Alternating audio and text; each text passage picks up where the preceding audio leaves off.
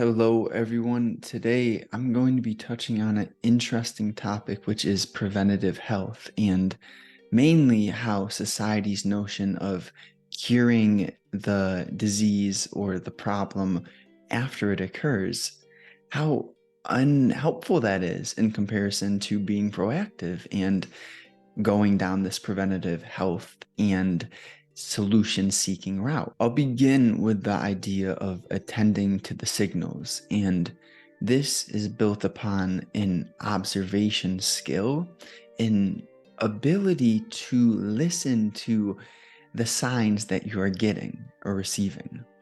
And, like, for example, it's interesting because culture eh, looks at like depression and sadness and being upset from a certain angle, which is, well, there's something wrong, and here we can give you an external solution to solve that, whether it's a new relationship or some pills. You get my point. When the truth, it comes down to, okay, for example, I feel annoyed. And then asking yourself the question, like, what is causing this feeling of annoyance? You get maybe a shallow answer. Then you ask deeper and deeper. What is causing that feeling? And you just continuously, it comes down to the quality of your questions lead to the quality of the answers you receive. And the powerful point in relation to attending to the signals is that no one can do this work for you. You can pay a therapist, a mentor to guide you, but you have to do the work, the question seeking and the answering yourself. And in relation to paying someone to guide you along, I guess I like this idea because the information is out here. You have the tools, the resources to learn anything, to figure out whatever needs to be found out. That being said, when you actually make a materialistic investment in yourself, your mind, it views this as a more serious game. Rather, when things are free, you don't appreciate or value them nearly as much as when they're paid. And that's an interesting philosophical or psychological understanding, is scarcity links to value. The intriguing aspect of preventative health is how complex yet simple it is, meaning that in the beginning, you don't realize how much you don't know. And then inevitably, you do get to a point where you realize, less is more. Less ingredients in what you put on and in your body is usually, I am always speaking in terms of averages. So when I say something like less is more, this is an average, usually. I'm never saying this is the only way. That's not how I roll. Okay, with that clarified, it's powerful when you begin to have this understanding. Wait, I used to think that I had to add and buy and want and desire more, more, more. Inevitably, you get to a point where things begin to reverse a bit, and life starts to unravel in this way where you can value the things that are free. You realize that much of the free things in life are powerfully fulfilling moments. For example, you go swim in a lake, you get sunshine, you watch a sunset, you play with animals, with children. You get my point. Like, those moments are they can be deeply immersing. You can find yourself not thinking about the past, the future, what you have to do later, when you're just in some of those moments. And that's essentially one of the bigger keys to life and being healthy in the big picture is learning how to think less and to be present in the moment more frequently. And like, how do you move toward this in a practical standpoint? It comes down to, for the most part, we need to subtract before adding. And this comes in terms of people, habits, hobbies, etc. Even books. I like this quote. You're better off reading 10 books over and over rather than reading 100 different books. As long as those 10 books are superb and they are powerful, fulfilling, and high quality. And the same thing goes with relationships, as if you cannot possibly, with the limited amount of time that you have in a day, maintain a abundant amount of high quality relationships. Like, I'm saying abundant in reference to the number 100. But you can have 10 or even 20. I don't know your capabilities, but point being that less is more. And if you're going to have a healthy life, a healthy future, this involves deep and honest, well-rounded relationships. And you do this not through having 100 shallow acquaintances, like, hi, how you doing? Good. Okay, have a good day. Like, you can have that small talk with people you see in environments, but don't mix that up with a real friendship. And the practical area that this all sprouts from is realizing, okay, well, how does this person leave me feeling? How does this action leave me feeling? How is my thought process after doing a certain thing or being with a certain person? And then therefore you can iterate and reflect upon the reality of what you're feeling internally. And this is not an excuse to say, oh, Nancy's bad or Joe is this.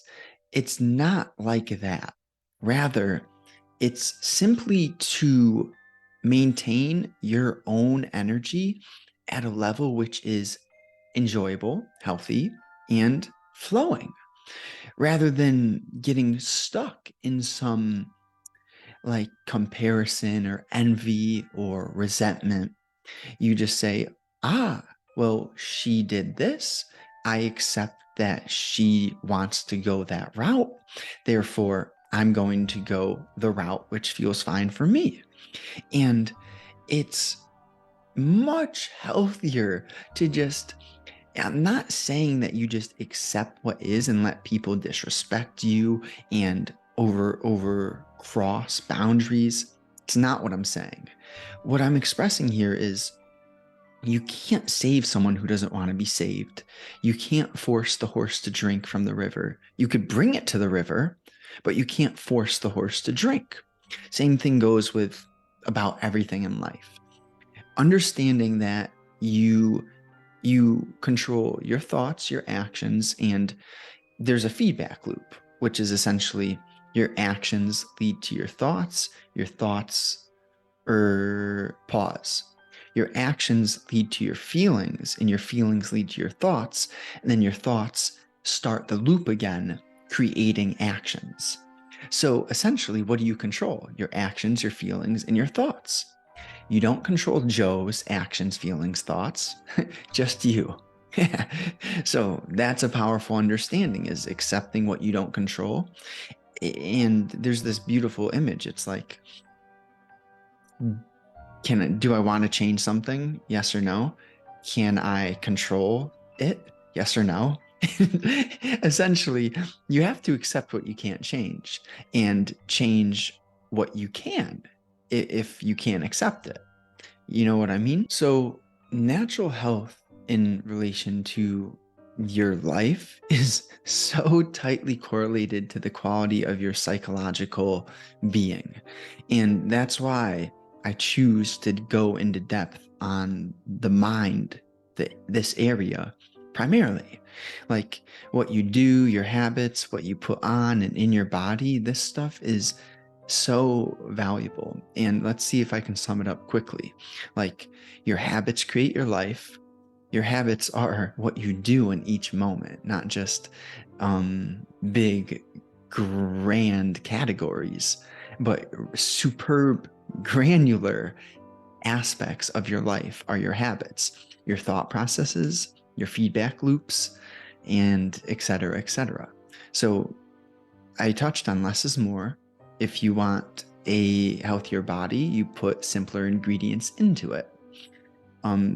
To staple something very important is sourcing your animal protein healthily. You do this and you consume your body weight in protein frequently every day. Maybe you fast some days. Bottom line is you mix a healthy intake with a healthy energetic output, which would come in forms of writing, conversing, having exercise routines, stretching.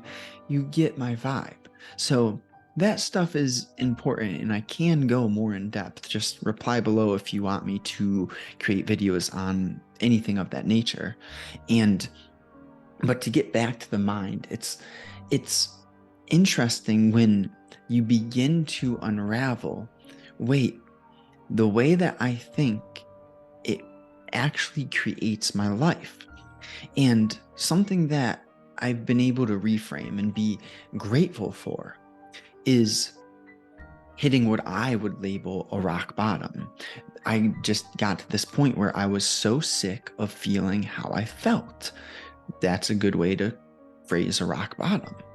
And once you're at this point, it's helpful to, well, number one, realize it could be much worse. And then number two, to begin to just make small shifts in the right direction.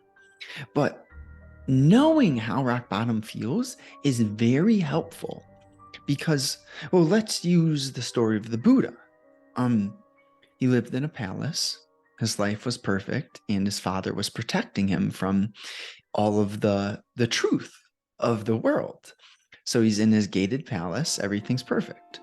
Inevitably, he gets bored and he wants to travel out. So he does. And then he comes across suffering and he realizes, wait, what is this? Long story short, that's how he became the Buddha. You do not create a peaceful, healthy life by not exposing yourself to the truth of the world, which is it's not all rainbows. And another way to say this would be that a ship in the harbor, it looks good, yeah? But what are ships meant to do? Same thing with humans, same thing with your mind. It's meant to be broken. Your heart is meant to be broken and then built back up stronger. What's that song? What doesn't kill you makes you stronger. Like there is there's powerful truth in simple places if you will be observant enough to recognize it. And this is an interesting topic, like observant. What does that word mean? It's different for every person depending on where they're coming from, depending on their scale of development in their conscious and their ego. And when you raise your observation ability, you see beauty in what was previously ignored. You see understanding, you have compassion in places where you previously judged or had envy. So then the more you understand yourself and have compassion through going through a rock bottom phase, therefore you show up in a healthier way for every single human that you ever come into contact with. And you know, it's not that you're going to change their life like immediately or anything like that, but just you showing up and being in a certain way being, emphasis on the word being. You're not having, you're not doing, you're not thinking. You're just so at peace, comfortable with who you are internally. And this spreads inevitably. People pick up on it, just as if you ever had this thing occur. Because for me, I pondered on it. It's mind blowing when you're just doing something. Let's say, I don't know, you're tying your shoe, and then you just feel, I don't even want to say you feel, you just look up, and what do you know? You lock eyes, or you meet someone else's eyes who was staring or looking at you, meaning you unconsciously, subconsciously, something happened where you knew someone was looking at you. Like, you didn't consciously think someone's looking at me, I'm going to go look at them. No, you didn't think that. It was more so like, I'm doing this. Maybe I'm thinking a bit. What am I going to have for dinner later? And then it happens. That's the sort of thing that I'm getting at. There are moments, there are situations and truths of the world that it's deeper than language. It's deeper than a textbook, like science and intellectual activities are very healthy, and they are important. But if you overemphasize the importance of knowledge, and you don't understand the differentiation between knowledge and wisdom, rich versus wealthy, etc., those are a few differentiations that, if you don't know what the difference between those things are, you have a lot to unravel. And that's an opportunity right there. Another one. Is it a challenge, or is it an opportunity? Are you upset, or did you find the lesson? It's two sides of the same coin. It just all comes down to what angle that you would choose to look from, because it's a choice. That's what I want to leave you with right there, is your perception, the angle that you choose to view from is a choice. So in respecting yourself, a powerful differentiation we can make is what is high frequency and what is low frequency. I'll give you a quick, interesting example that sort of blew my mind recently, which is, there can be a piece of artwork. Let's take the Mona Lisa, for example. You look at the genuine Mona Lisa, and then you look at a canvas reprint of the Mona Lisa, and you will get a strong feeling inside when you look at the genuine Mona Lisa versus when you look at a reprint. You will not get that strong feeling. So what I'm hinting at there is the power of creativity in a genuine form from a mind versus any sort of replica, synthetic, which could be also labeled low frequency. So genuine equals high frequency, and artificial synthetic equals low frequency. These terms are used in averages. For example, if you are eating food, any food that was produced with, I'll use a extreme right here, but Roundup, or a crop killer, essentially, like Roundup is a poison which they will spray in low quality fields to prevent the bugs and the weeds, etc. But that being said, it finds its way into the vegetable, the fruit, the food itself. And this finds its way into your body. And therefore, by eating food that was produced in that manner with Roundup, it's terrible. It destroys you. That being said, that's just my extreme example. But this stuff happens.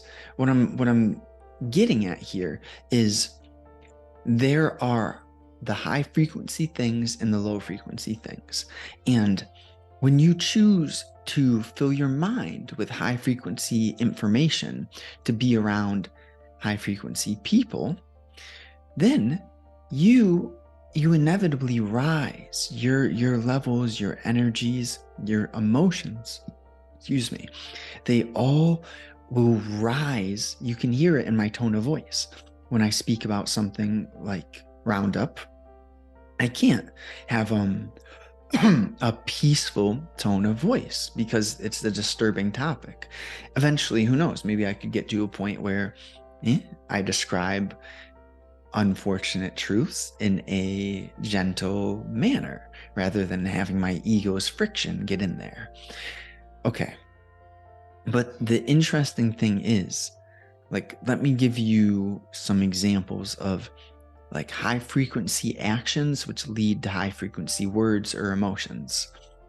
If you choose to, you're reading, let's say, an art book, and that's what you're interested in, you feel the energy, like you're following your natural curiosity, no one's forcing you to read the book, you're going to have your mind just flowing through that book. And therefore, after reading for that 25 minutes, whatever, you'll be left with a new curiosity, a bit of just intellectual wisdom. And this comes from not being forced to do it, but following your natural interest. And then therefore you're left with this feeling of like peace and excitement. And everything that I just said is high frequency. Rather,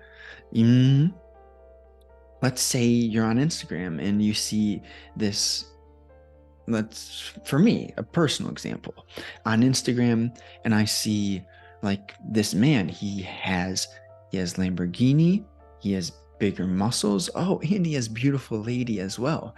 Then I look at myself and I'm like, oh, no, no, no. And then I'm left feeling inferior. Like, what's wrong with me? Why don't I have that? And so the concept behind what I just expressed there is that comparison is the thief of joy. And comparison in general is a low frequency action. But I walked you through my thought process as well.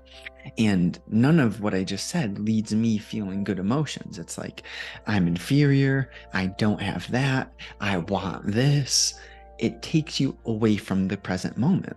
Rather, the opposite of being low frequency is being so immersed in the moment when you're not thinking about anything. When you're reading that art book and you're just like, oh, wow, you're in that moment. And that's the beauty of life. When you're not thinking, you're not like, I want, I'm going to do this later. You're just there. That is the essence, the top secret of life. An amazing question that one can ask is, what is leisure? What do I consider relaxing, enjoying myself? And if you raise your standards on what you consider leisure, your entire life, your reality, your emotions, your material success and wealth, it will all follow, because your external 90% of the time is simply a reflection of your internal. Meaning, if you see someone's house and their house is crumbling, essentially, wild, that tells a story. And let's say we're not judging, rather, we could be wrong. This person could be the sweetest individual, but on average, just observing a terribly maintained exterior, it leads you to feel that the internal is just being reflected there. And this is interesting. So I'll transition into the very tiny but big nuances of what you put in and on your body. So we'll start here. There's a massive difference between eggs, which have been gathered from chickens who are living a free, peaceful, enjoyable life, just roaming on acres and acres, eating bugs, not grains, eating bugs, not grains, versus the opposite, chickens who have fear, who are pumped with antibiotics, who are stuck in like a slave factory. The quality of the eggs is it's almost not even the same thing. What I mean here is you eat the eggs or consume, same thing, these eggs from healthy chickens, that affects your emotions, that affects your hormones, that affects your energy levels. Like on a nuanced observation of this, versus you consume the fearful, chickens, that leads you to feel the same emotions and have the same cells that they had. I'm not saying you're going to turn into a chicken. What I'm saying is that when you consume a product of an animal which lived a horrible, fearful, unhealthy lifestyle, that goes into you. The same thing, vice versa. And another example, and this is in relation to natural health.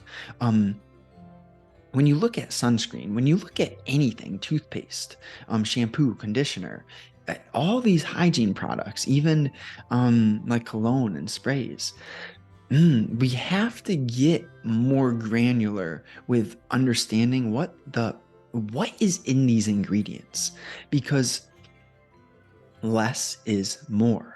What I'm getting at here is sunscreen. Many companies have had recalls, so this is just common knowledge, but it's not spoken about, for cancer-causing sunscreens. Like, they put it on the market and then they have recalls. You know how many people don't see the recall? So you get my vibe there. Same thing with all these other hygiene products. So what's the solution for sunscreen specifically? With all of this specifically, it comes down to being versatile and creative. So my sunscreen solution is a combination. Rather than just give myself cancer slowly over time, I choose bring the umbrella to the beach, have a wide brim hat, and use coconut oil, which is a gentle SPF blocker in comparison to the cancerous sunscreen. So I'm not saying that things are going to be easier, simple, or effortless. But what I am saying is you have one body, right? One life, one body. Would you rather choose to take the extra few minutes to put on your hat, take the umbrella, and to use coconut oil, or just do the quick spray? Usually the quick things are what kill you slowly. And when you're intentional about health, it might take a few extra minutes. I'm not saying be all grandiose, and we still want to mix efficiency with health. And that's what I'm all about, balance. Balance is the concept. A few words that are so deep that if you're on my level, you'll resonate. And when I say on my level, I'm not saying there's people below or above me. I'm just saying, if you feel me, you feel me. That's all. And these concepts are patience, balance, understanding, and compassion. There are plenty more, but those 4 concepts, they are so deeply powerful. If you will look into them, they are profound. And I'll say this. So when I go into depth on that sort of stuff, this health information, no need for you to feel overwhelmed one bit. All I would say is, listen, can you change the past? No, you can't. Can you control your future through what you do in this moment? That's all. So if you want to be healthier in your future, don't dwell on the past. Don't worry. Do I have this? Do I have that? Just no. Stress is the largest killer. So therefore, we don't want to stress about if we potentially have something, you know what I mean? No, that's not beneficial. Rather, what is beneficial? Here's some practical habits that are just game changers if you will do them consistently. Reading, exercising, eating healthy, listening to long form self education lectures, this sort of thing. Um, and a nuanced tip would be buy cotton clothes. Um, this comes in terms of was it made from nature or synthetic? If you are wearing synthetic material, it reduces your energy and it blocks off your ability to connect with other high frequency emotions, feelings, and people. So it really comes down to this theme of energy. And it's so overlooked, right? No one tells you this, that if you're like, for example, this thing, my bandana, it's 100% cotton, shirt, cotton. I'm wearing I don't have to go into depth, but what I would say is the main areas, like what's over your heart, what's over your genitals, or, ladies, and what's on your head. If you get this stuff genuine and natural, you'll feel a difference throughout time. You will. And ooh, I'll leave you with this beautiful line. You are at the right place at the right time. So everything that you've experienced, like, there's no need to dwell or to want. Like, right here, you're meant to be right. If this was helpful, just potentially shoot me a DM on Twitter if you would like to go more in depth with me. I have limited slots for what I would call a mentorship. It's not coaching, because I'm not telling you what to do. Rather, we're growing together in a teamwork sort of fashion. If you're interested in that, like sincere, it's not cheap. It's for people sincere about absolutely transforming the quality of their lives. Shoot me a DM on Twitter, or you could reply here. But bottom line is, I appreciate you. Many benefits come from me doing this. And one of them is interacting with quality individuals. So if you're one of those people, drop me a comment or a reply. I like that word better. Drop me a reply, and just to help the algorithm get things going, like video, share it with a buddy, tell them what the reasoning is behind you sharing it. I'd prefer if you did that rather than just sharing a link. It's more enticing that way. I appreciate you guys. Have a great day.